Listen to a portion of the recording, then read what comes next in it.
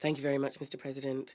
I'd like to thank you for convening this meeting at a tragic, historic time for Afghanistan. The situation is very serious because this is a new era and the future of this country that has suffered so much is more uncertain than ever.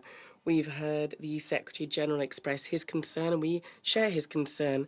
All eyes are on Kabul, where peace and security of Afghanistan, but also of the entire region, are in jeopardy. I would firstly like to reiterate our firm condemnation of violence and human rights violations and violations of IHL which are taking place at the moment in Afghanistan. All parties to the conflict must respect their commitments and in particular the protection of civilians. We would call for an immediate ceasefire and the respect of international law. In the middle of this violence, my heart goes out to all those who've built today's modern Afghanistan. They must be protected.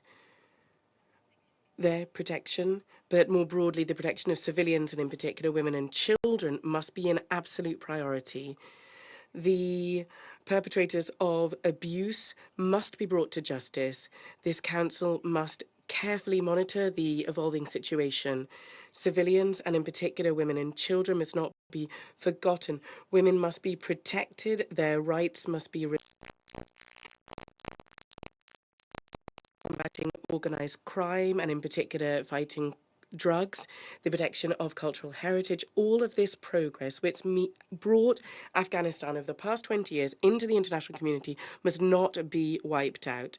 The third priority is, of course, Afghan unity. Peace can only prevail if everyone participates in it. Finally, the security situation must not blot out the urgent humanitarian situation. The conflict has increased the number of displaced persons and is increasing the already immense needs of the entire population. Humanitarian assistance must be accessible to all. The access of medical and humanitarian staff to all people in need and also their protection must be guaranteed. In conclusion, sir, I would like to remind you that France stands shoulder to shoulder with the Afghan people and all its partners to make progress towards peace. The primary partner is UNAMA.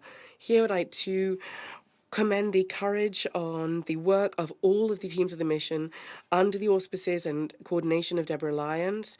And I'd also like to commend the work of Jean Arnaud. The United Nations have a key role to play in Afghanistan, but the UN cannot work alone. The resolute commitment of the international community standing beside the Afghan people will also be decisive over the next few months and years. Thank you.